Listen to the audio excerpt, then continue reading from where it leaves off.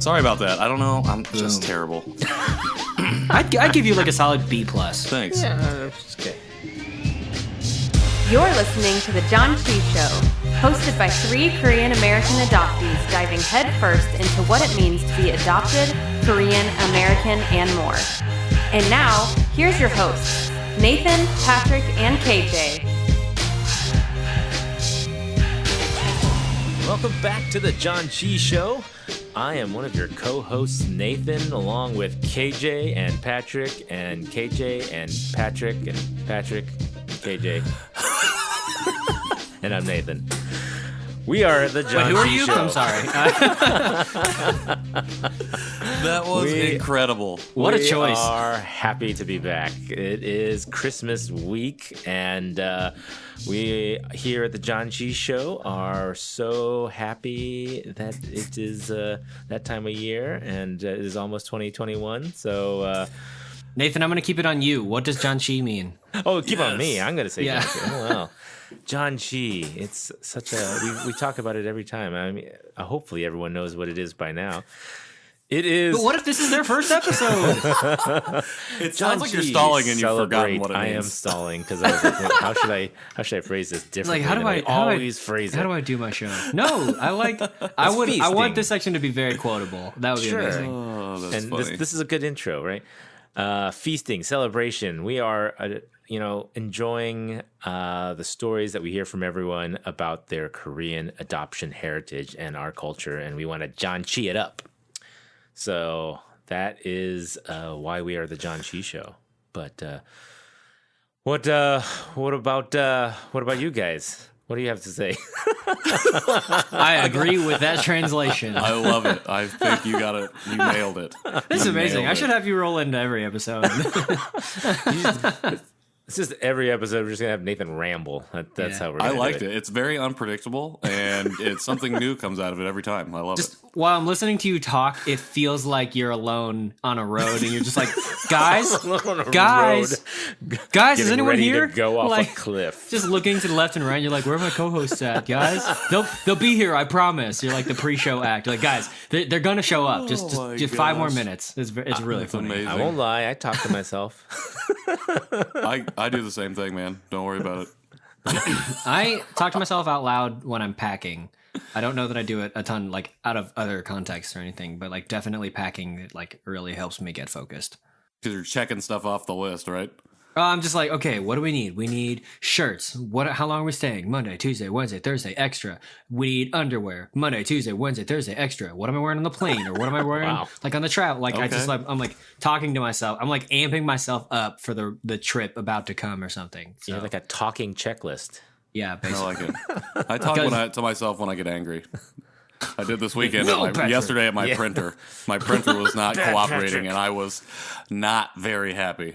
It was a time. So you have a real like Gollum Smeagol thing going on. Kind of. And It then he really goes all was kind of office- like that. He goes Looking all back office on it. space on his printer. And then I'm like going to get presents, and I'm driving. I'm like, why was I so mad at the printer? What? It's just wasted an hour and a half of my time being mad. PC Talking to myself. Okay, well, I'm going to say this right now at the top of the show because I literally forget to every time we close a show. So we're going to talk about Christmas and holidays and the end of the year and all that stuff. And it would be fantastic of you, dear listener, if for Christmas you would please give us a rating and review on iTunes. That would be just like the best Christmas gift in the world. You could do nothing else. And you don't even have to listen to the show. Just give us a rating or review. And if it's good, we'll read it on air. And if it's bad and clean enough, we'll read it on air. Yeah, but please do that. That would be fantastic. Yes, we would love anyway, some reviews. Yeah, and I mean, that really does go a long way in terms of helping other CADs, other people find it and help. It literally amplifies our own voice. So that would be fantastic. We should also mention, kind of a nice thing that we have been nominated for the Asian Podcast Network Award, Best Hosts. Yeah, that is So that just came fantastic. out. That is important. Announcement last week, and the voting is going on right now for the online. It's on a Facebook group. But yeah, we are one of 3 finalists for that. It'll be coming up here December 27th, I think, is when they announce the winner. So, but we are very honored to be in that list. So thank you if you are listening and you voted for us, or if you would like to vote for us, go to Asian Podcast Network on Facebook. So Shout out to our fellow best host nominees, Bamboo and Glass and 2 Horny Goats. Yeah. Just to give you guys a soft plug. I'm not going to say the names of the hosts, so people have to do a little bit of work, but go check out those shows. Yeah, absolutely. All right, so Christmas, holidays, end of year things. What are you guys looking forward to for Christmas, or what's the one Christmas tradition that you love that you're looking forward to? I love eating. No Is there way. a specific kind of food? I can't believe it. Nathan the foodie loves eating. Foods? A lot of my family is from Wisconsin, and so for all you Minnesota Wisconsinites out there, you probably know what kringle is. And kringle is essentially this Danish that is in a giant oval O, I guess you say, and it's flat and it's got goodness inside with. Does it have something in the middle too? Fruit? No, it's hollow in the middle, so it's like a flat donut. But it's a big. It's like a pastry. Circle. Yeah, big pastry. Yeah. And my favorite is the pecan flavor, but they have cherry and cheese and strawberry and peach and all kinds of things. So, but pecan is always our go-to, and every year, pretty much for Christmas, at my parents' house, we always ate that. And so this year, being here, my parents sent Nathan's me still 3. going through puberty. It's fine. Yeah, sorry. I got excited because I thought about the kringle. The kringle. It just takes them back. It does. It's good stuff. So In for time all you and in people who age. love the kringle, it's enjoy. I think I've seen that on the Great British Bake Off, and also a Panera's menu one time. I thought Kringle was Santa Claus's last name. So you lost me for a second when you brought up food. Like, you eat a person? That's just like a common. Wait, he has a Northerner side thing? hustle of making pastries for people in Wisconsin and Minnesota? Made famous by Santa Claus. But yeah. Nice. What about you guys? Would you have any traditions? I don't, actually. I was thinking about it when you were talking about it. I was like, I feel like every tradition that we may have. So recently, since my sister's been in Salt Lake with her husband, we've been going out there for Christmas. So I would say that's kind of a tradition. We skied last year, which I hope to make a tradition more often, but we obviously are not doing that this year. So I feel like any traditions we were even starting on have been upended by this whole pandemic. So I'm really just looking forward to getting kind of through it. You know what I mean? To see it to the other side and get to 2021. Not that I'm not looking forward to talking to my sister on FaceTime and, just being a general hooray holiday, but no real things got going on. So Gotcha. Sorry I was so sad. I just made that seem so sad. That is the reality of where we're at. So my favorite thing is, it's like twofold. Christmas Eve, we have a big tamale party. Nice. So that is a cool. tradition. That's I think that's co-opted from Mexico. Yeah. Because my granddad grew up near the border. And so that's just a thing that we do. So, back in the day, we used to, because my family on my mom's side is huge, we used to have all the cousins make the masa, and then they would make the meats and chili alongside of it and all that stuff. But these days, if we don't have as many cousins or are just lazy, we'll just go and buy some. So tamales are that's a particular scent. I remember one time when I was younger, it had been a while since I've been out to Arizona to visit my family, and I woke up, we were there, and I woke up and it smelled like chili and tamales, and I was like, oh my gosh, it smells like Christmas. That was just so profound, because I hadn't had that in so long, And then Christmas morning we have coffee cake and egg casserole, and they're just oh, nice. They seem basic, but those are that's the only time of the year that I will ever eat those things, and so those are always really, really special to me.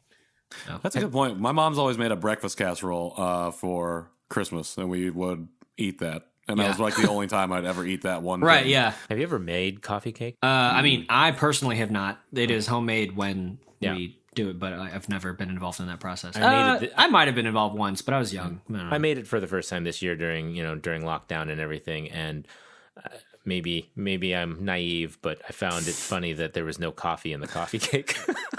I think it's because So my family makes like a regular coffee cake and then like a chocolate chip coffee cake, which obviously all the kids love, and so like that one's still my favorite. sounds But so the coffee cake, I feel like, is so named because it's the perfect companion to Yep. a cup of coffee. And I it's think not that's- like a that it's was not coffee that was the flavored per surprise for se. me. It's like, oh, it's the companion. You have this not, with there's no the coffee in it. coffee. Was it good? Okay. Oh yeah, it's still really good. But It's like, I'm a fantastic and baker. I love coffee, so I was just because I love coffee so much, I was like, what? I don't get to put coffee in my coffee cake? Okay. Well, sure. Really? Okay. So Do you guys have any specific traditions with your kids that you guys do for Christmas, Nathan?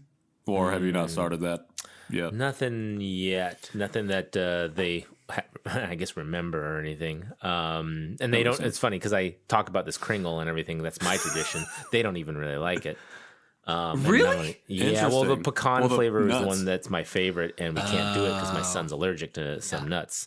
And so we had to do a cherry flavor, which was still good, but he was like, cherry's not his biggest thing either. So I was like, God, Would have gone with darn. peach personally. Yeah, I get see, that. I'm not a cherry I guy. should mix it up Yeah. and get some different flavors for next year just to see if I can find one he really likes. But yeah, we haven't had any traditions other than, we're trying to do all the same things. But now that they know like about Santa Claus and things like that, we're gonna one thing that my dad always did as a kid that I thought was hilarious, which is going to be interesting for me to try. But he would always take his boot and put it in the ash of our fireplace, and then he would put it on the fireplace mantle area so that it looked like it was a footprint that he had just stepped in Amazing. and stepped out. That is and amazing. I, as a kid, thought that was funny. That's and magic. cool. Yeah. And it was magical, sure. And then of course when you get older, you're like, oh, but he still did it. Like he still did it later. I can't remember like how old I was when he was still doing that. And so I kind of want to do that, but our fireplace is gas, so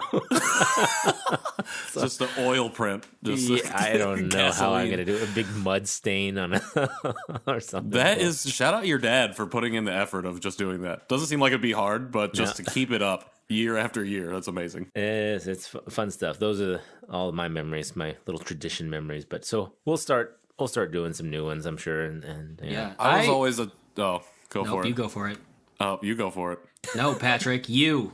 I was just gonna say that I was the terrible kid who would always wake up at like 1 a.m. and go and like touch on his presents. I'm pretty sure I poked a hole in one time because I knew it was a Batman castle, like the Bat Cave, and with Wayne Manor on top, and it opened up. And it had That's all the amazing. action figures, and I was like, yeah! Yeah, I had to run back to my room. I was like, all right, go to in sleep. before as well. Yes. I was even bad enough to find where my mom hid the stocking stuffers, I guess you say. Oh, she yeah, hid all of those in like a giant bag, and unfortunately, she did it in our bathroom. Because it was way up high though. It was in a really high shelf. Whatever. But somehow I found it, and I don't know why. But so I hid her stocking stuffers from her. So that night, when she went to go stuff the stockings, all I heard was her in the bathroom going, "Nathan, where is it?" She instantly Busted knew I had immediately. re-hid it or something. And so I was That's like, "What are you talking amazing. about? What are you looking for?" She's That's like, "There's a hilarious. bag up here." I was like, "Well, what was in the bag?" Just totally playing dumb. That is incredible. Yeah, when I was a good kid, so I don't have any of those fun stories. But, Oh, well, one of us had to have been. no, yeah.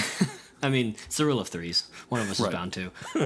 Yeah, no, I just remember, so when I was young and we would fly out to Arizona to have Christmas with my grandparents, my granddad would always wake us up really early to do Christmas. I have no idea what time he would wake us up. I assume it was something like 5 a.m. because all of my teenage siblings and cousins were like really angry about it. And my sister and I, we were young enough that we were just very excited. And also like my granddad probably just wakes up very early anyways, but he'd he'd walk through the house and like, he's kind of heavy footed and he's had like a lot of like phlegm and stuff in his throat, just like kind of perennially. He's just one of those guys who's always clearing his throat. So he would, as you walk through the house, he would knock on the door and just go, ho, ho, ho.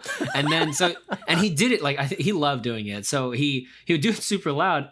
But then like on his way to the next door, as if the first one didn't wake you up, he just hear, ho ho ho, and I'm like, amazing. so like, and we were like the last door, so I heard him do this like 3 doors by the time he finally, but like I couldn't leave the room because I didn't want to ruin it for him, so I just had to sit there just like anxiously like, open my door, please. Announce ho ho ho so that I can go and open my presents. It was just, but just like hearing just heavy footed knock knock knock, ho ho, just every Santa, time. do you need a throat lozenge? Do you need a cough drop, buddy? Do you need a Werther's? Here you go, buddy. That's So amazing. That's hilarious. Yeah. So, anyways, Christmas is a great time. I it's one of my favorite times of year, personally. Here's a question I have for you. I never thought about this, but like growing up in Indiana until recently, we've always had snow on Christmas. You growing up in Texas and like going to Arizona, I'm assuming there's not much snow. Like, what was your Christmas like sans snow? I mean, it was still Just a it regular was a day? Texas cold, so you know, Oh. it's like a crisp 45, and so we are bundled up in our heavy jackets and things, and yeah, I do remember one night. It snowed super hard after the Christmas Eve service, and so we woke that's up cool. to a white Christmas in like I think 2010 or something like that. Yeah, I never really had snow either. I mean, I think maybe once or twice, but and I forgot to mention too. I don't know how many years, at least 7 years or so. There was a stretch where we actually didn't even have Christmas at our house. We would have a fake Christmas a week before Christmas, and we would do all the presents and pretend it's Christmas because for a long stretch of about 7 to 10 years, we actually went to Hawaii for Christmas. It was our because of the school break and everything. So every year annually, we would just go out to Hawaii and actually be in Hawaii on Christmas Day. And so that actually kind of became a tradition, is kind of I having was going to Christmas say on a 7 to 10 non-Christmas years day. for sure a tradition. Yeah, I was like, and And- then you sing that Yeah, that song. Yeah. Oh yeah, that one. I was like, Yeah, so I don't so know yeah, what we I always was had singing. a Hawaiian Christmas actually, so there was definitely no snow there, but you know, they did a good job of making it feel like a Hawaiian Christmas. So when are you and Allison firing that tradition back up? Yeah, I wish, so wish tomorrow if I could.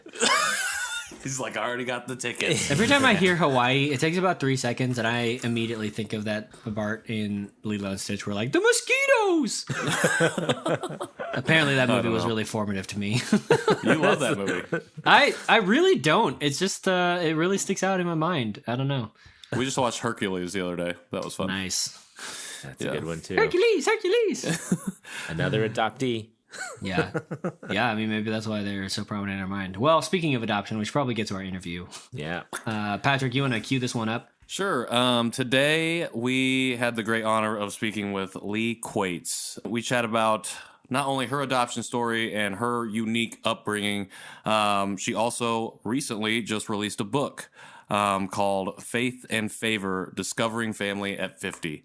I have personally read it, and it was really, really great, and I was really excited to be able to have this opportunity to have this conversation. She shares a lot of really good insights and a lot of things that I think a lot of people, especially even adoptees, don't realize about being a mixed race Korean in not only our society, but in Korean society as well. So it's a really great conversation, and we also do food later. So great segue. Stick around for that interview. Roll that clip.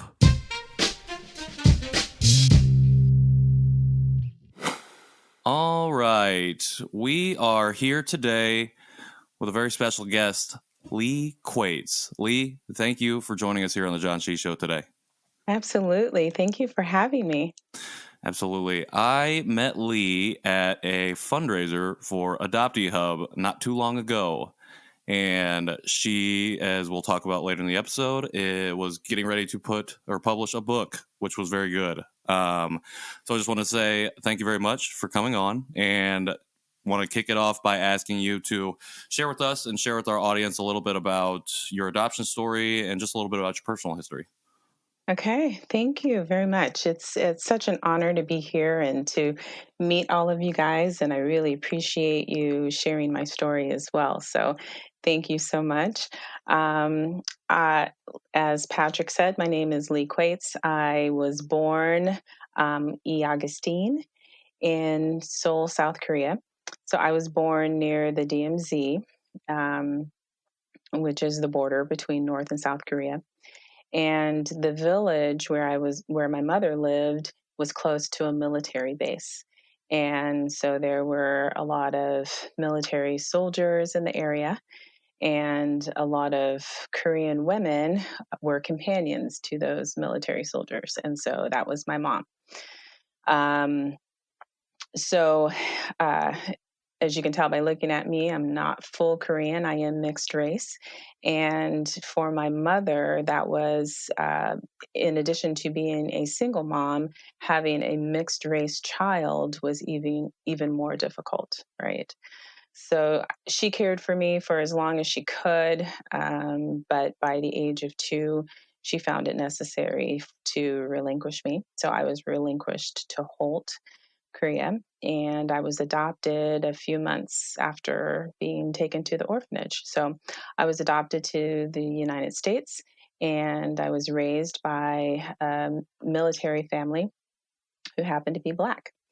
So I was raised in the Black culture in the United States in the 70s and 80s.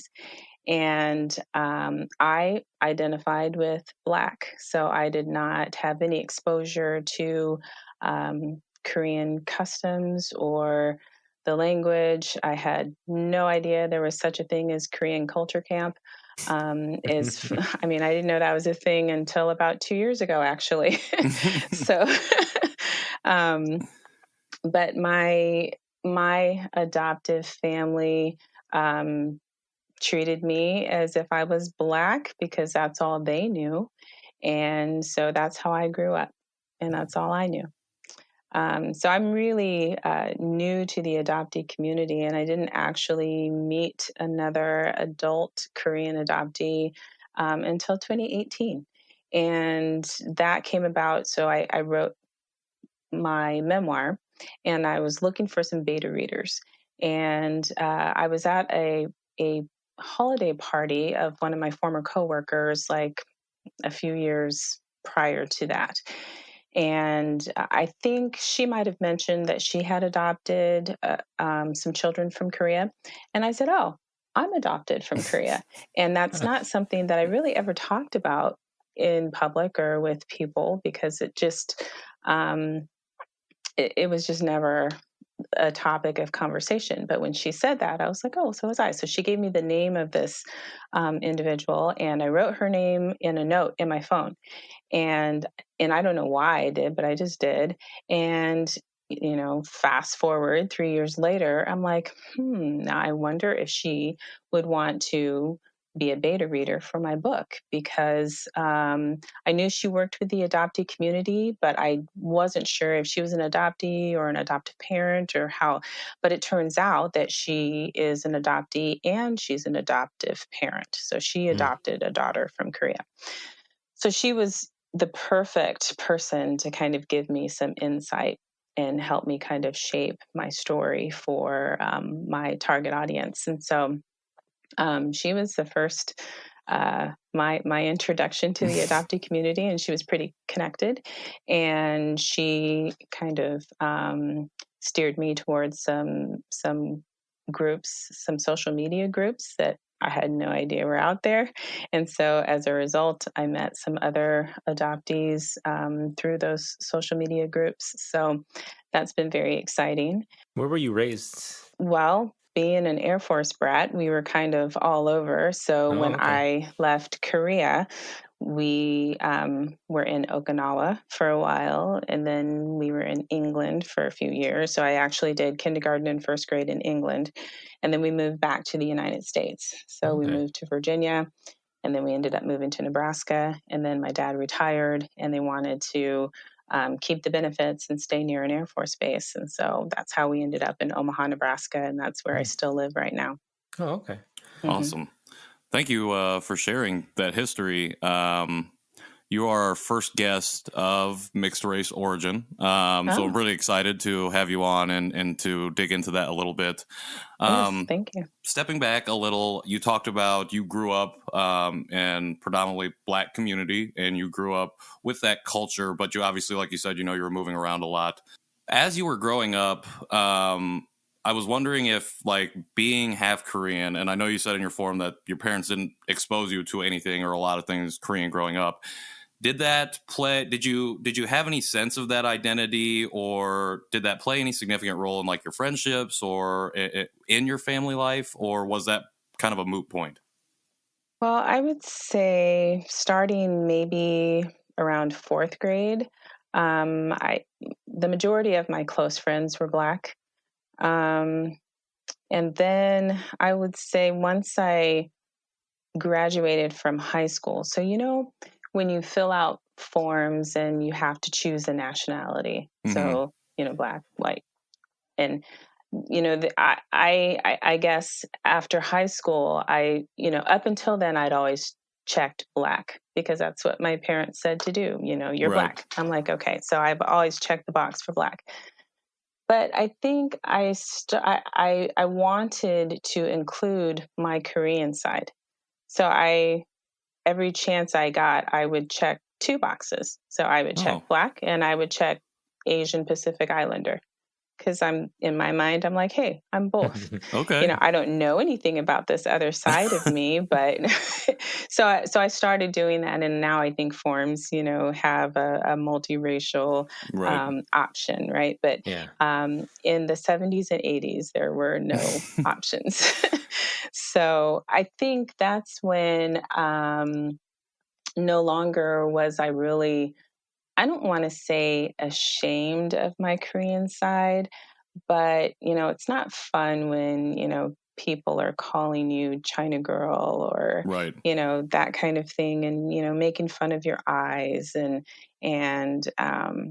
so while you're in school and you're being made fun of and you're being bullied, it's not cool. But, once I became an adult, I started to embrace, both sides of me. And so then to me, it was kind of cool to be different, you know. So, talk to us a little bit about how you go from that point in high school where you start, or after high school, where you're starting to check that box, and then in 2018, when you first meet your first Korean adoptee.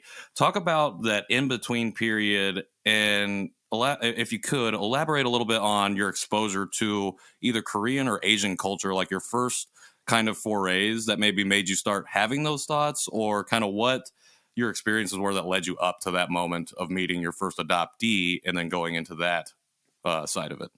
Yeah. So up until 2018, again, my Asian culture experience was very limited. I worked near the Air Force Base in Bellevue, Nebraska. And there's a ton of Chinese restaurants or like Asian restaurants in that area.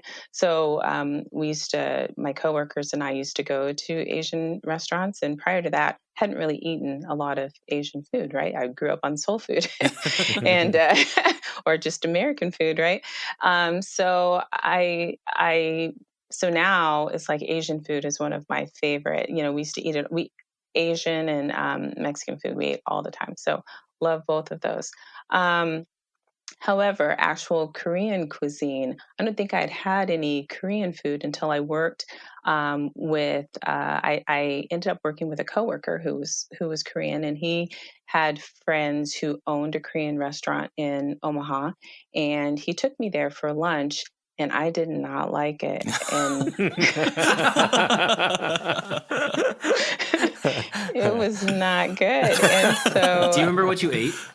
I think I tried bulgogi and I didn't like it. Interesting. Really? Yeah, just too fatty at first. It was a little fatty, Yeah. and just the flavor of the seasonings. And I mean, so I don't know what else I ate, but I know I didn't really care for any of it. And so I'm like, okay, the Midwestern version of Korean food is Not good. Not for I was me. gonna say it's probably the not best. super authentic either, but Well, but I mean, I think the owners were from Korea, but Sure. I mean, Got to be so harder to get material. yeah, it just it supplies. wasn't good. So I Yeah. so I didn't really go and seek out other Korean restaurants at that point. It Right. was just like, I'll stick to Thai and Chinese and stuff I know that I like. But so other than that, I mean, that was basically it. That was my exposure. Didn't really have any other Korean friends. Now, I knew some people who had adopted children from Korea, but I hadn't met their children. So yeah, so when I met her in 2018, yeah, and she told me that Holt has an office in Omaha, and I was like, "What? Like, really?" So, I mean, that's how disconnected I was from the Yeah. adoptee community and the culture. And so I made a trip to Korea in August of 2019, and I was super worried about the food because I'm like, I don't know what I'm going to eat when I'm there. So I guess I'm just gonna eat a lot of rice. Huh? Yeah. you know, I'm Googling pictures of Korean food and I'm just like, oh man, this is going to be awful. Like, I don't really know. But I will tell you, a lot of it was delicious. And so I got over it. But some of the stuff I didn't really enjoy, like I didn't really enjoy the fish heads in the soup. Like, that Yeah. wasn't a favorite. And so anything that tastes real fishy, I don't really like anyway. So I kind of avoided some of those things. And I think that's why I don't like gimbap because the seaweed tastes really Oh, fishy. sure. Mm-hmm. And That's so a common critique we have on the show when we eat is the fish smells that Yeah. emanate from, Like, or the seafood But smells. it's usually the smells. It's not actually That's the flavors. true. It's That's the a smells. good point. Yeah. They're real pungent. Well, because all we've had are like snacks, basically. Okay. So it's just like pungent, artificially seafood flavor, and you're like, Yeah. "Ugh." It's, I think with more like the fresh stuff, so which is Yeah, because I love seafood, so Yeah. I'm pretty Yeah. happy to eat that all Yeah, day. I But- like although not the seafood. fish head thing. That's Yeah, tough. not the fish No. head. I heard No, that's a that really was tough too thing to get eyeballs. around for adoptees that go to That Korea. wasn't cool. You know, we went to a fish market, which was super cool. And then we went to this little restaurant where she made us this stew. And I forgot what you call it, but so we watched her, you know, like take this fresh fish out, and she chopped the head off, and then she just threw it in the pot. I was like, we would normally throw that in the trash, but What are you doing? I'm like, okay. Did you miss the trash? Wait, that was supposed to go Right? over there. That went in my Well, soup. and I need a then new you know, well, then you hear the custom that the fish head is reserved for, you know, the oldest in the Yeah. group, Mhm. which was me, and I'm like, I'll pass. It's okay. Is that was that like a that wasn't like disrespect for you to turn that down, was it? Or Well, you know, I mean, the group that I was with, we were all adoptees, well. so No one knew. No so one yeah, knew. I don't think I offended anyone, and I'm sorry if I did. did I it get didn't back mean to. around to you? Did all the adoptees just pass and then you're like, oh, No.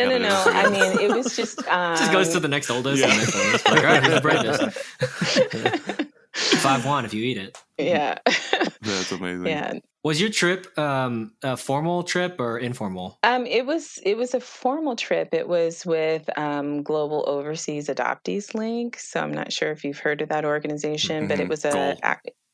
Goal. It was they're an organization that is it was founded by adoptees, it's run by adoptees, and it's for adoptees. So they do a lot of things for adoptees who have come back to Korea to live. And then they also do a lot of things for adoptees worldwide. And so they have a program called First Trip Home. So it's for adoptees who have never been back to Korea.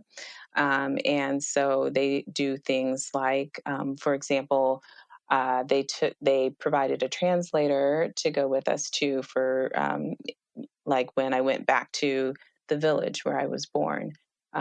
So I had a translator go with me there, and they took us to the orphanage. They took us or like if you were at a foster home or a baby home, then they would take you there.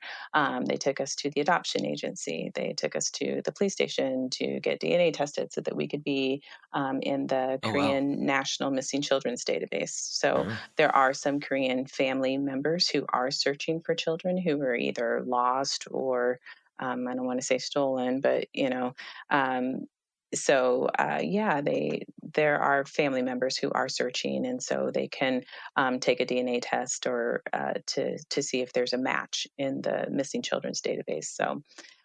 So yes, and then there was some sightseeing as well, and there were adoptees from all across the world. There were some from the United States, there were some from Europe. So it was a really cool trip. How big was the group? Our group had 12.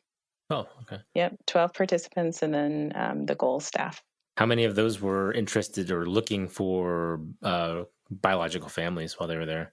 Yeah, everybody on that trip. It's a birth search trip. So everybody was searching, and I would say about a third of the group actually had reunions with either parents or siblings or someone in their biological family while they were there. Another third got more information, like either a parent name or location or some information that would help them with their search. And, the last third kind of left that peninsula with more questions than they came with. And I was one of the latter. So, yeah. So, I think one of the things that I experienced that maybe the other participants didn't experience, with me being mixed race, is there's especially in the rural villages, there's not really a lot of tolerance for that. The Korean people are very proud of their heritage. And there's a lot of shame that's brought upon families when women have babies out of wedlock, and when the fathers of those babies are not Korean.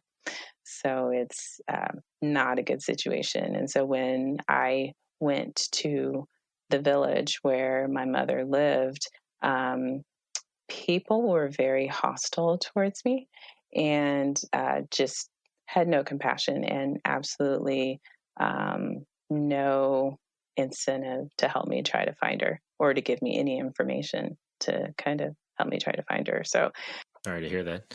Yeah, that sucks. Yeah, it's definitely in the book one of the most heartbreaking pieces in there. Just hearing you kind of describe these moments that you experience there, and it's really eye opening. Especially, well, I guess I really don't know my DNA. I think I'm fully Korean, but maybe I'm not. I'm not 100% sure. But I've never thought about. I've thought about going back to Korea, but I've never thought about it in terms of going back as a mixed race person and having to navigate the very strict social norms that the smaller areas still abide by.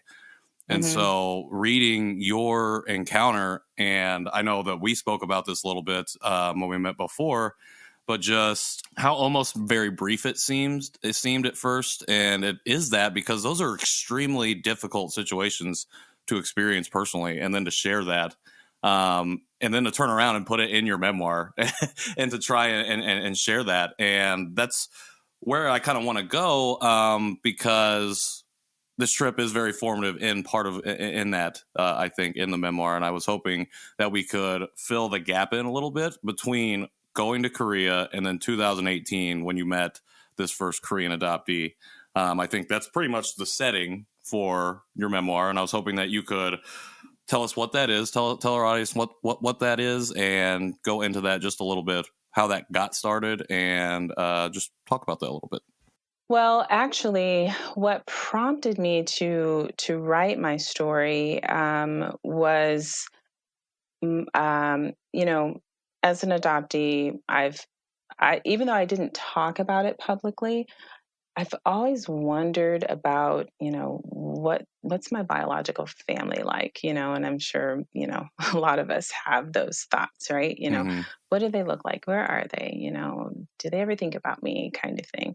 And so I think my focus was on finding my mom, because I'd been told that, my father was a U.S. soldier and my mom, was Korean. And so I had no idea if she knew who my father was, if my father knew she was even pregnant, or if he knew about me. So I never really thought about my dad much.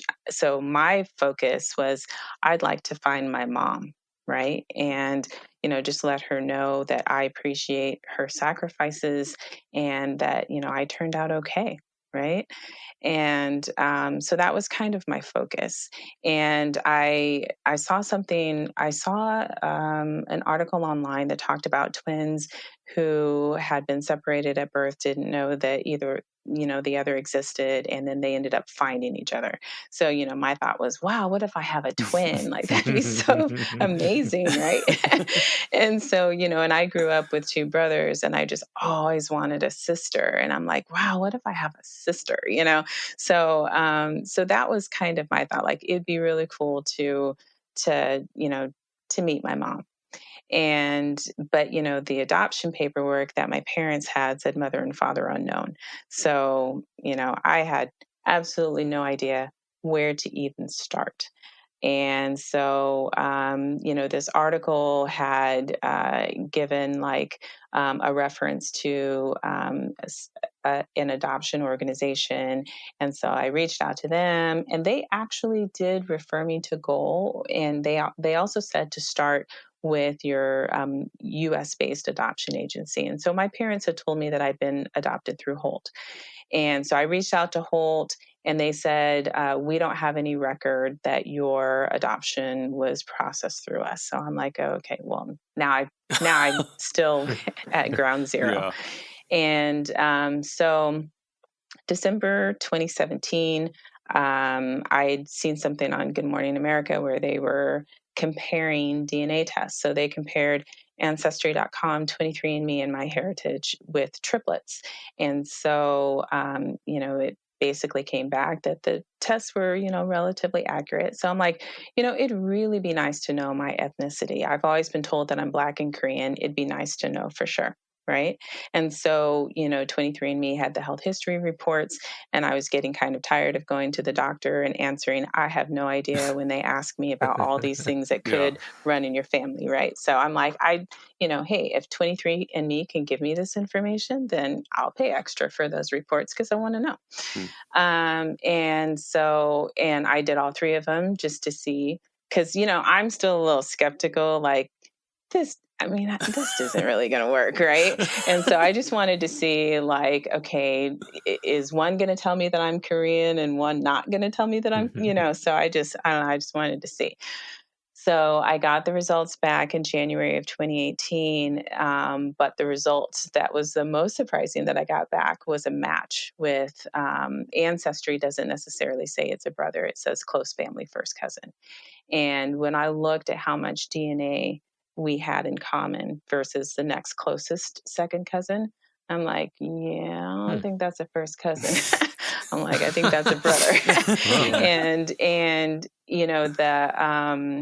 the region that we matched on was all of the African regions. So I'm like, okay, well, this is someone on my dad's side, right? So I reached out to him, and he responded. And basically, I just told him that I was an adoptee and that I was looking for my biological family. And the only thing that I knew was that my dad was in the military and was in Korea in 1966 or 67. And, did that sound like anybody in his family? And so he responds back, and he says that his dad was in the military, was serving time in Korea, had a relationship with a Korean woman there, and knew she was pregnant when he got orders to go to his next post. And he asked me what my, mom's name was. And I responded back to him, and I said, I have no idea what either parent's name is. And I gave him my contact information, and then he texted me and said, I believe a phone call will serve you best at this point. So I'm telling my husband, I'm like, he's got some information. So yeah, it was crazy. So I think, so that is really kind of what sparked this story, because it's like, even in the wake of very little information, miracles still happen. And I wanted to give others hope. Like, you never know what's, going to happen. And now I'm still looking for my mom. But I'm in a bunch of different DNA databases now. So, maybe I'll match with a cousin or so. I did find out that my mom had a brother and a sister who were both married. So I'm assuming they had children. So, I could match with a cousin or maybe a child of one of my cousins or something. So you never know. Hmm. You just never know. But yeah, that's what prompted me to That's write. amazing. It's like each Mhm. time you did a little more research, you found a little puzzle piece that you just Right. kept you going and finding more information and wanting to get to that point where you're finishing the puzzle. Yes. And that's that's very amazing. So Yeah. Thank thanks you. for sharing. Yeah, it's been quite the journey. And so, and it's funny because everybody, I told the story to, and it's just like, how it's unraveling. They're like, you should write a book. Like, this sounds like a book. I'm very So, glad that you did, because it is really captivating. Like the start of the thank book, you. for readers, no spoilers, but it starts where she is just talking about taking those DNA tests and getting that response, and so that's where we Yeah. start. And it's like as me as a reader was immediately hooked. I'm like, okay, what's about to happen? And it Yeah. doesn't just like taper off; it escalates immediately, and it is insane. I don't know if you want to Dude, talk. spoilers for page 2. Come on. I don't know if I don't want to give any spoilers You know I never away. get to page 2. I want people to read the book. And what's the title again, so we can get that here on the record. Yes, absolutely. It is Faith and Favor: Discovering Family at 50. Wow. So, yeah. So, I mean, sometimes birth family searches, I mean, it's not an instant thing. And so, I just want people to know I was 50 years old before I met anybody in my biological family. So, it doesn't really matter when you start your journey. And I never really thought about even like, you always wonder about them, but I never really seriously thought about finding them until I was in my late 40s. Hmm. So, Well, you definitely have the Asian genes, because there's no way I would have ever thought you were 50. So, thank you. like Thank you very I know our much. viewers can't see right now; they can just hear you. But Right. yeah, that's like, wow, that's 50? No, Asian Thank you. genes. Thank you. I think, yeah, and it's such an amazing story, especially for, like you said, for adoptees that are maybe on the cusp of that journey, or maybe are going back and forth on whether to do it. I'm one of those adoptees right now. I've got the kits, and now it's about doing them. And Wait, have you not done it yet? No, I haven't done them. I'm still on I on didn't the know you were fence just, a like, little sitting bit. on it. Well, one of them I am, because Okay. it's a Christmas present, so I'm going to do it next week if I do it. But Sure. I'm wondering, because your connection to the adoptee community is fairly new, and because you've now went through this crazy experience of a birth search that a lot of people don't do until they've been in or a part of the community for a little bit longer, I feel like. How has that affected your relationship with the Korean adoptee community and the adoptee community at large? Right.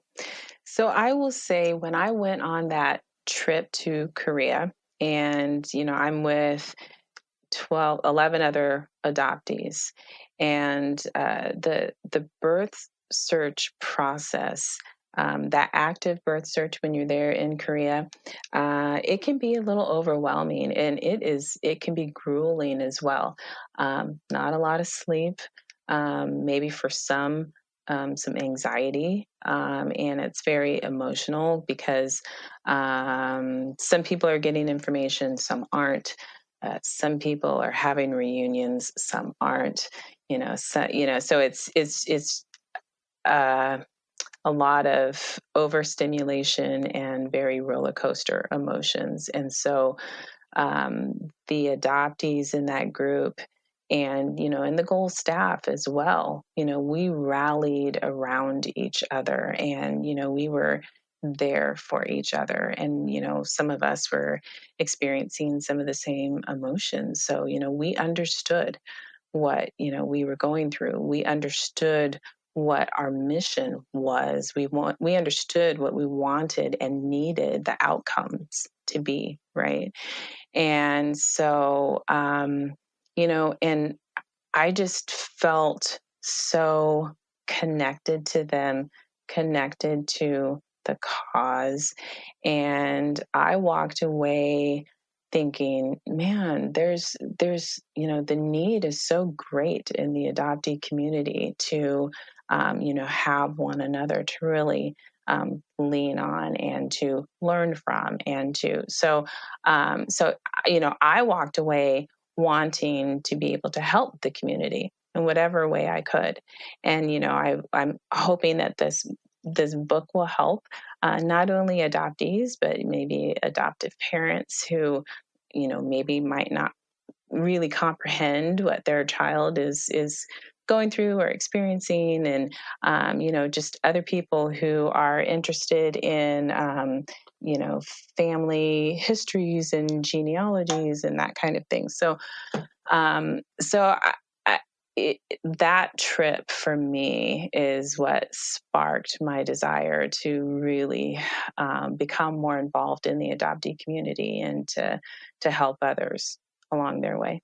So did that lead you to Adoptee Hub, or were you getting involved with them prior to the trip? No, actually, that did lead me to Adoptee Hub. So actually, Adoptee Hub, I had seen a social media post where the Korean government was offering free face masks Yep. to adoptees, living overseas. And so Adoptee Hub was one of the organizations that you could sign up through. And so I did that. I signed up for free face masks. And then, and I guess I hadn't heard about the organization before, so I just looked on their website to kind of see what they were about, and found out that they had some volunteer positions that were open. So I just sent an email to inquire about, the organization, their mission, what they do, what they're looking for.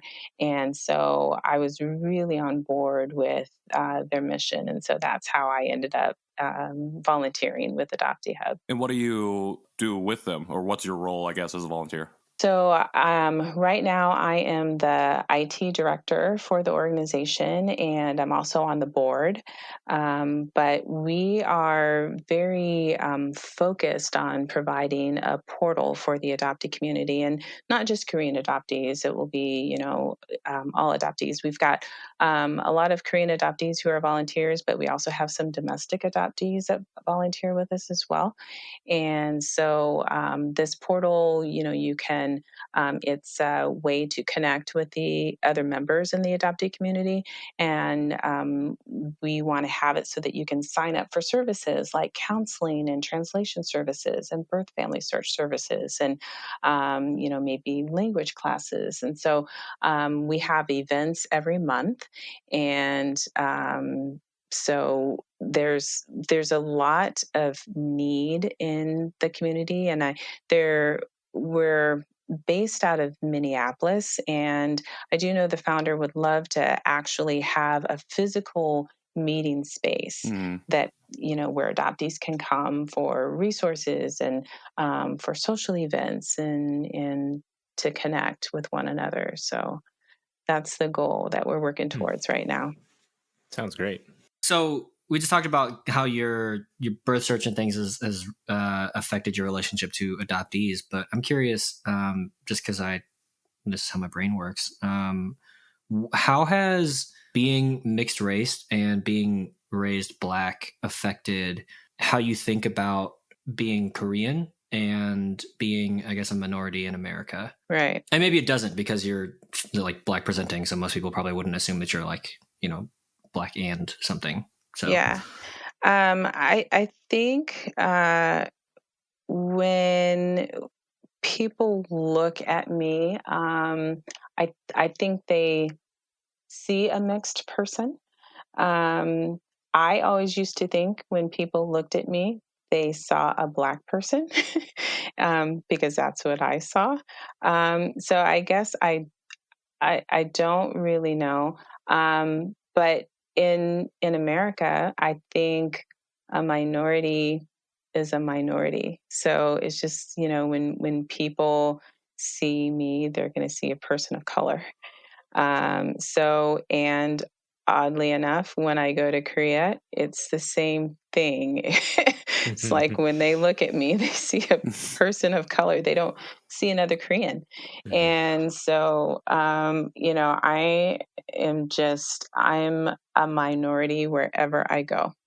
And so I guess that's kind of what I carry with me. And, um, I think, I've experienced racist situations kind of throughout my life. And, it's something that's, um, just kind of, it's always there. And, that's just like, if you're a Black man and you're out walking at night, I mean, it's always going to be there. Right. And so, you just handle whatever situation comes up. Yeah. I was just curious, like for me, I think because my parents were really great about this, had a strong sense of being Korean and really wanted to lean into that. And so that is an important thing. But as of recently have just started thinking about myself as a minority. But I'm curious if being mixed race, how that relates to you digging deeper into your Korean identity, or if you're just like, it's enough for me to think about myself as adopted, and I don't necessarily lean towards or away from my like Korean side of my life or my identity. Yeah. I mean, I don't know. I guess I would say mostly people in the Black community, especially once I became an adult, just accepted me for who I was. Right. And so I guess maybe it would be different for me if I would have had a different experience when I went to Korea, that I would want to kind of, um, lean more to, I just feel like, I feel like Korea does not want me. Like, why would I want them? Right. I mean, I hate to say that, but, yeah, I'm an embarrassment to them. I am a reminder of a very cold, harsh war. And so, but I will say that, I am still interested in the culture. I am still interested in the food. I mean, like, I've learned how to make bibimbap. We love it. That's one of our favorite favorite Nice. Korean meals. So, I don't hate the culture. I don't hate Korea, Right. but, I love working, in the adoptee community with other Koreans. I mean, I'm embracing it, but it's not like, um, I, I guess, I mean, I don't mind being Korean, but, I, You net nothing being Korean. It's just yeah, like, it's fine. We're I at an arm's mean, length from each other, and that's fine. Yeah. yeah. So, I get that. Yeah, I was just curious because, like I feel while doing the show and having people on, like we talk about our identities as Koreans, as Americans, and as adoptees, and so like I think especially like just as I'm listening to your story, it feels like it's maybe safest at this current time for your self perception and things just to be like I don't need to worry about being Korean because I'm more focused on like adoption as a part of my identity, right? And so yeah, I was just curious how that played for you, just because even though we're all CADs, like your situation is so different from ours. mhm, So just as a means of expanding my own worldview and mhm. potential for empathy. Well, I think I'm still kind of processing the I am an adoptee kind of, part of me too, because, no one in my family really treated me like I was different. I mean, like, especially, and I've heard that, so like, I've heard, and I don't know if any of you guys have experienced this, but I've heard that for some adoptees who were raised, in white communities, with very little diversity, like in their extended family, some of them, experienced racism, from family members and comments and stuff like that. I never experienced that with anybody in my extended family, like ever. Like nobody ever really made me feel like I was different. I was just, I was just one of the kids, So I guess I never really kind of grew up with that, with any kind of adoption trauma, I guess. There are a lot of people who knew me that I guess never really even knew I was adopted until my book came out. I was going to ask you that. Yeah. Yeah, they were like, "Oh, like people we coming out didn't of the even." woodwork like, "Are you kidding me?" Yeah, it's like I've known you for 25 years. I'm like, I know. I never talk about it, and Yeah. so I'm still processing my I am adopted story, right? Yeah. And it's still new for me. It's still new to talk about. I didn't really talk about it. I mean, my kids knew, but I didn't really talk about it much in depth with them. And my husband and I had, some minor conversations about it, but we never talked about it either. So it's not something, and that was one of the other hard things for me being in Korea on that birth family search, because prior to that trip, my adoption mindset was, tucked far away.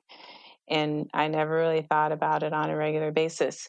But then once I was there and I was doing birth search, that was all I could think about. Like, I mean, for 2 weeks straight, it was just like right here, like, at the forefront of my mind, like every second of every day. And it was a lot. I was like, oh my, I haven't thought about adoption this much ever in my whole life combined. In the last 50 years, I haven't thought about it this much. And, so that was really difficult for me because it's just like, this is not something that I dwell on. And now I cannot get it out of my mind because that's what I'm here for. Yeah. And so that was difficult. So, what kind of advice would you give someone who maybe, like yourself, is going on that journey for the first time or has maybe never thought about adoption in that way before? Just having so recently gone through that experience yourself, what kind of advice would you impart on someone who was maybe taking those first steps themselves? Right. I would just say be prepared for an emotional journey because you don't know, what's around the bend. You don't know what's going to happen. You don't know who you're going to meet, and to be very open-minded, um, because again, you don't know what you're going to discover or uncover. And it's hard for us as adoptees to really know what situations our parents were in when we were born, when we were relinquished, that made them um, choose the life choices that they did at the time, right? And so some of them are still carrying that baggage. Some of them have, obtained additional baggage along the way. So, you really don't know. But, try not to be judgmental, but just be open minded and, can you ever really be prepared? I don't know.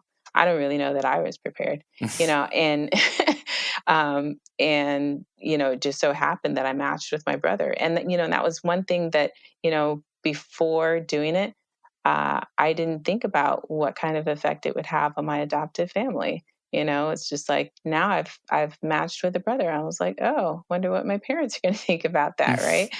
um, so I didn't really have time to consider it, and I know I've talked to some adoptees now who would not do a birth search because they don't want to offend their adoptive parents or that kind of thing. And I've talked to my adoptive parents about that, and they don't really understand. Especially my mom, she's like, oh well, everybody has a right to know about their Right. family and their history. And she's like, I don't understand why people wouldn't want to allow their children to to do that. And so but everybody doesn't have that mindset. And so I would just and be patient and persistent, because it can take a lot of time, like years or decades, but just don't ever give up hope. Because if it was meant to happen in this lifetime, it will happen, but you have to be persistent. And, so that would be my advice. I think that's great advice. Patience and persistence, and do not give up hope. I think that really comes across in the book 100%. And I think all of our listeners, if you're taking anything away from this conversation, I think that would definitely be it. And to also go get the book, please. Awesome. Yeah. Yeah. Thank you. Where's the best place for somebody to buy your book that's not Amazon? That is not Amazon? Yeah. Okay. You can also buy it from my website. So summersolsticepublishing.com. You can buy it from there. And, if you drop me a line, you can email me at hello@summersolsticepublishing.com. And I will sign it for you and give you some inspirational message. Ooh. Yes. Patrick, get a second copy, bro. I know. I'm like, I get that on Amazon. Stupid Amazon. Why did I get the Kindle version? No, I got the physical. It's back here for sure. Yes. I like awesome. the tactile feel of books. I like to hold them a in my lot hand. of people do. Yeah, a lot of people I do. usually buy a book twice. I get the digital one so I can read it anywhere, and then the physical one so I can have it and Baller. or give it away. I like So- that. Yeah. And then the audiobook too. You know, write a book so that KJ buys it twice. And You you'll got have two sales. sold. Yeah, already. Yes. Got 2 sales. Yeah, the good thing about the Kindle version is all of the pictures are in color. So that's I didn't even think about that. Yes. I have a Paperwhite, so that is not effective for me. But good to know for all of you who have more updated technology. That is awesome. That's awesome. Well, Lee, what you guys have any other questions? No further questions.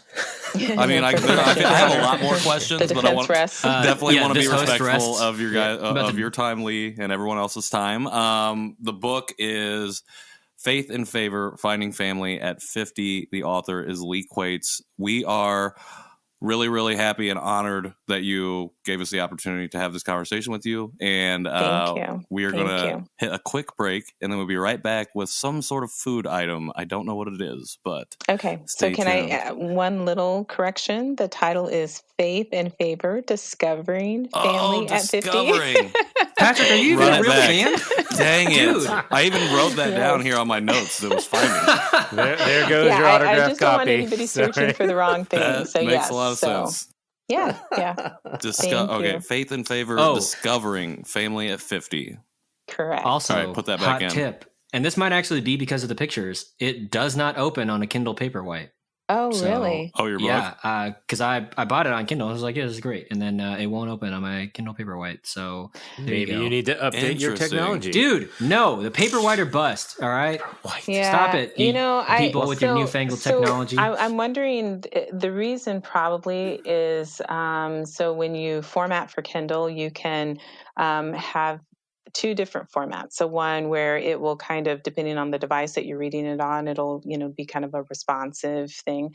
But I could not do that with this because I include text messages and like screenshots of different things that have to be formatted a certain way. So when I created the Kindle version looks exactly like the book.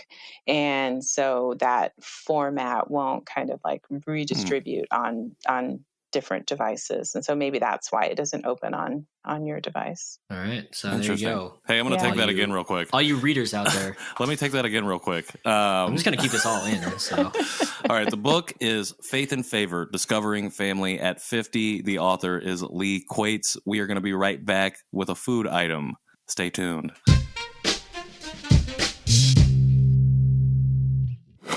Welcome back to the Janchi Show. We are at our food portion now. We're here with Li Quaites. And actually, I was going to ask you on the show, your full name, though, is Lisa, correct? It is, yes. Okay. So my whole entire family calls me Lisa. So if you call me Lee, I have probably either worked with you or I've gone to school with you.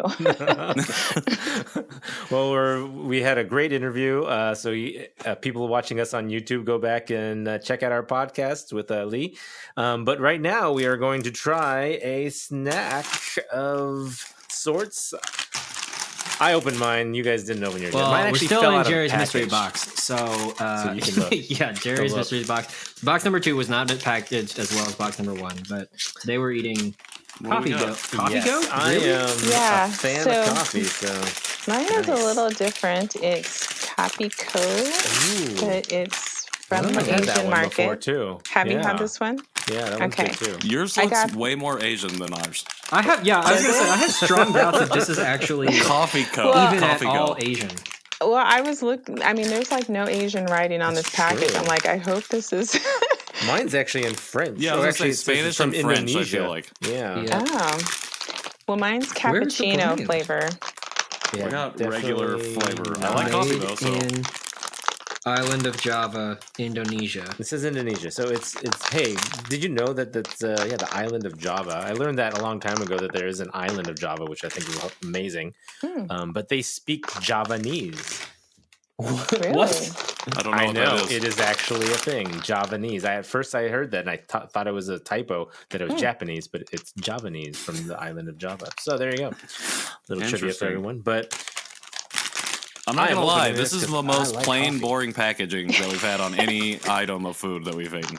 Yeah, what the jump? Apparently the brand is CoffeeGo. CoffeeGo. So Oh. I have strong doubts as to whether or not this is a Korean snack. Jerry isn't here to confirm or deny it. But Lee, your candy at least sounds like the American CoffeeGo. English version. CoffeeGo. Is it? But Yeah. I think I've CoffeeGo. had it, but I wonder if it's Japanese. I think that's where I saw yours. I think- Well, You're yeah. Japanese. When I went to the Asian market, I asked them if they had any Korean candy, and they said, that they don't separate the candy by, but they, do other foods. So they were like, here's the candy aisle. I'm like, okay, well, thanks. Oh yeah, that's the worst part about the Asian market that I go to is all of our all the snacks are just strewn together. Together. So I'm sitting yeah. there just pulling boxes off the shelves, like, "Where's this from?" And people are like, "Stop touching everything." Yeah. Especially during COVID. I know, right? The packaging I got gloves says, on, I when think. you don't have time for coffee, Cuando no tienes tiempo de tomar café. have a little. Well, my next rectangle. critique is that this is too small of a piece Yeah, of that's candy. a real tiny. I don't like it. Yeah, but if it's like powerful, you don't want it too big either. Yeah. I don't know how much caffeine this has. Yeah, I might be up all night now. Yeah. Thanks to you guys. I won't get any sleep. But here's, you know how here's much what coffee mine I looks drink? You're like. welcome. That's Yeah. true. I yeah, think looks the same. Patrick is Oh, you got- immune to Does it coffee. look the same? Well, you got a Yours- little no. coating on yours it. is like Well, yeah, cream something? Yeah. Well, no, it's cappuccino. So Oh, Oh. interesting. That's probably what it is. I like it. Mhm. Smells Oh, like it's a coffee. hard candy. I was not anticipating a hard candy. Me either. Really, It smells deeply of coffee. tastes deeply of coffee. That's good. Tastes It like tastes a- just like my coffee with creamer. Yep. I can't get over all of this Spanish on the package. It's really throwing my brain for a loop. Tastes like a Nothing toffee sur- piece to me, like a nothing too Werther's surprising original on or that. something. Right. Yeah, the that's what coffee it tastes flavor. like. I like coffee candies. I actually have another package of something else over there next to my other. This Office. is going to be perfect for work. Yeah. I'm just kind of like, I just am feeling like this is a very fraudulent food that we're trying here. A snack. I'm sorry, Jerry. I'm sure we'll if have to it's not, go to our. But We'll have to discuss where it came from on the after party group and just discuss why it is Korean. Maybe there's more Excellent plug, information. Nathan. Thank you. Yes, please join us on the after party for our after show discussion about CoffeeGo. A serving size is 4 pieces. So, Oh. 4 dang. pieces? yeah, Does Well, that they are equal pretty 1 small. cup of coffee? I don't know. Maybe. let's see. What's It the just says the caffeine? serving size is 4 pieces, 60 calories.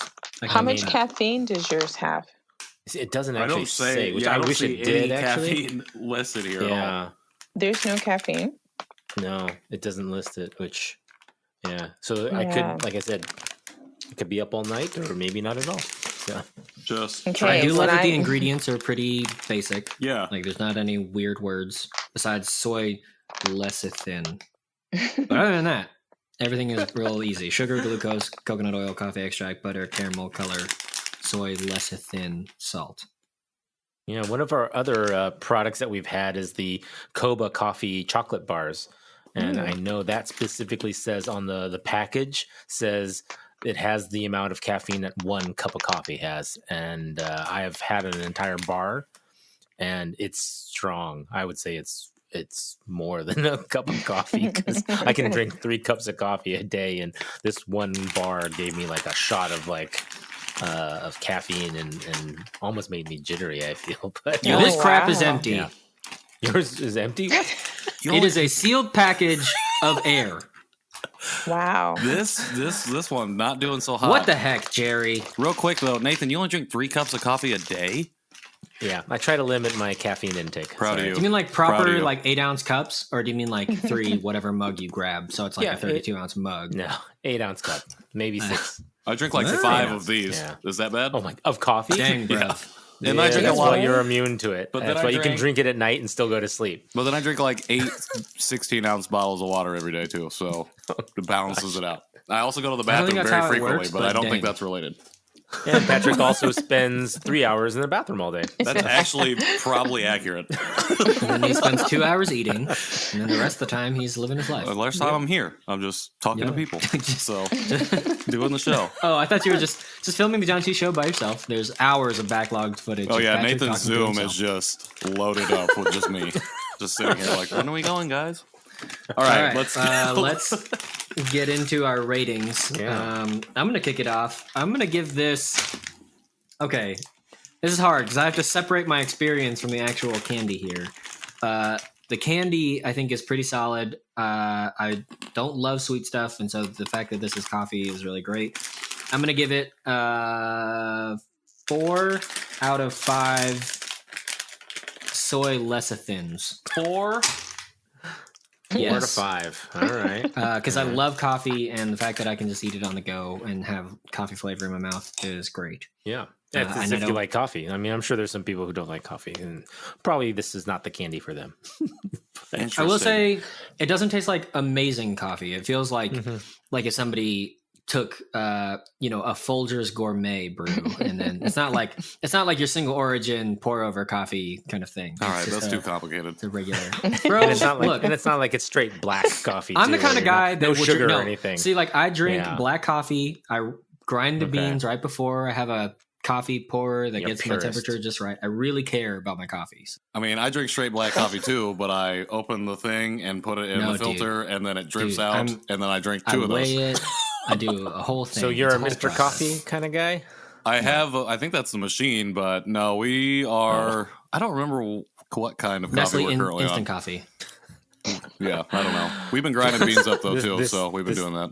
Podcast is now heading toward down the coffee route of All right, discussions. we're We're going to be coffee snobs all of a sudden. Go Lee, for it, Nathan. What do you think? Oh, yeah, What Lee, is your go. Kopiko or Yeah, flavor. You like that? my Kopiko cappuccino. Mhm. I like it. I would give it a 5 out of 5 because it tastes like. So, I only like coffee that doesn't taste like coffee.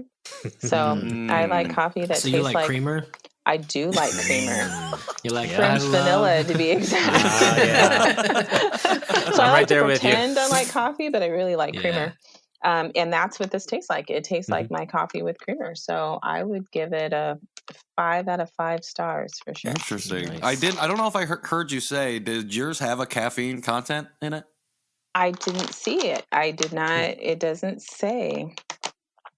So it didn't say caffeine in the ingredients. coffee and- candy companies? You start putting that on But there. it does say that there is natural coffee flavor and there's coffee extract. See, we didn't even get the coffee flavor. We just got the coffee extract. I got a lot of thoughts about this item here. Wait, does yours have other languages on your package, or is it just No, English? it's all in English. All right, there you go. Interesting. But it's distributed by Family Foods International. Okay, Patrick, All right. give us your full rundown. Whew, I don't know if we got enough time. All right. Shortened, condensed rundown. I'm giving this a 2 out of 5 stars, and here's why. Wow. I don't like the boy. packaging. Way too plain. The individual pieces are much too small. I don't like that this is a coffee snack, but the only coffee related item or ingredient is the coffee extract. And I don't know. I'm just at a loss with this product. It tastes fine, but I think what's made it go from a 3 to a 2 is the fact that it literally tastes like a Werther's original, and it's not its own thing. So I'm thinking I'm just eating on something I've already had before, and it's not like a new experience for me. So that's what's bumping it down for me. And some other things, but I'm not going to go into it. So you're unhappy that your coffee flavored candy tastes like coffee? You know, it doesn't even taste like coffee to me. It just tastes like toffee, like toffee with a T, not a C. A T. Okay. I don't think it tastes like toffee. Yeah, it has more of a coffee flavor than toffee, but I understand your comparison. I also really like toffee, so maybe that's why I like it so much. I'm like a straight coffee, black coffee drinker, no additives. I can't do it. No ice, none of this. I gotta. So that's where you are. So that's where I'm at. Yeah. You want the coffee candy that doesn't taste good. Yeah, I just want this to become. I just want this to become another cup of coffee that I can just. That has no sugar. That's just straight coffee bean. Why don't you just go grind up some coffee bean cube? Yeah, a little bouillon cube. I would rather have throw that in your mouth. That'd be amazing, actually. Have you eaten like straight raw coffee beans? I don't think so. Not just the bean. I've had like chocolate covered coffee beans. I think. Yeah, that's right, man. Chocolate covered. That again, they do that. Straight raw coffee beans and chocolate covered coffee beans are very different. One of them is still roasted a coffee and bean. is covered in chocolate. The other is just from a plant. Okay, well, number one, I have had that one too, and it does not taste like coffee. Yeah, that tastes like trash. It tastes like a slimy plant. Yeah. The coffee bean is what I meant. Like, because I've seen the chocolate covered ones, and I've had those, and they crunch and they're good. But I don't know. I can make this one crunch. Yeah, I don't know. This one probably does crunch, but I'm gonna go along with KJ. I think it's a 4 out of 5. I would give it a good one. Tastes like coffee. Has good amount of sweetness. Yeah, I might even bump that up to 4.5 out of 5. There's a lot of them in here too. Dang, bro. I mean, I was looking in here. This whole package is just there's about 32 pieces in your package. Unless you get shortchanged and just get a packet of air. Yeah, CoffeeGo. Jerry probably went into your box and ate one of them, so I don't know. Yeah, Jerry probably figured out how to open it. Yeah, and then mechanically reseal it and be like, KJ's going to hate this. You're right, Jerry. I do hate this. I will say, if someone can tell me what relation this snack is to Korean culture or anything in general, I'll amend my rating.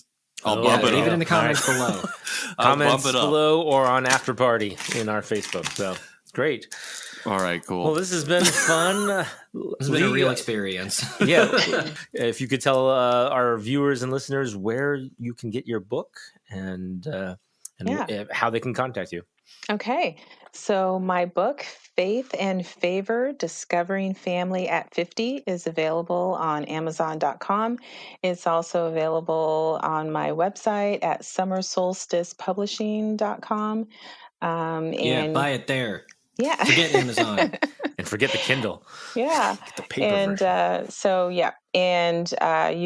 You can order it from there, or you can just drop me a line at hello@summersolsticepublishing.com. And if you want me to sign it, I will sign that for you. Write a little special message in there. So it will say hello at summersolsticepublishing.com. Yeah. Have some coffee. I'm so glad I went to. Hello. So yes, thank you guys for having me on. This has been really thank fun. you so much. Yeah, this has been great. You guys definitely need to go get the book and listen to the podcast. And we really enjoyed talking about it all and your story. Yeah. Lee, if you want people to find you on the internet, how can they do so besides your publishing site? Well, if they want to connect with me on Facebook, I'm on Facebook as Li Quaites. That's spelled Li. And last name is Quaites. So that's really the only social media that I do. I kind of give my daughters a break and let them have Instagram and Twitter. That's very nice of you. You can find her on Marco Polo. You can find her on there's like a party room app or something. I don't know. Yeah. TikTok. Blowing up on TikTok. House Party. Not doing any of that. It's House Party. That's the one. Yeah. You can play games. Send her a yo. Facebook and LinkedIn. So you can find me as Li Quaites on both of those. Great. Awesome. And you can find our show, as always, at Janchi Show. And you can email us at janchyshow@justlikemedia.com or me at nowalkphoto. They can email you at nowalkphoto? You can email me there. It won't go there anywhere. Okay. You can find me at KJ Relke on all of the places on the internet that matter. You can find me on Facebook, and you can find me on Instagram at Patrick in the World. You can also find me on Spotify at Patrick in the World. I've recently been putting together, I've been listening to all the many versions of Arirang after we had a conversation with a musical guest that's coming out a little bit later. And I've been putting all those together. Making a playlist. And I want people to, I'm eventually going to share it because I want to hear everyone else's takes on those and throw all the ones in there. Because I feel like I read that there's like 60,000 versions of like the 20 or like to 200 bass versions of the song. And I have, I think, 17. So I got a long way to go and I need some help. So if you guys want to get on there. So close. Awesome. Thank you again. Amazing. And yeah, we are the Janchi Show. Thanks for everyone for listening and watching. And we out of here. Janchi, hey-o.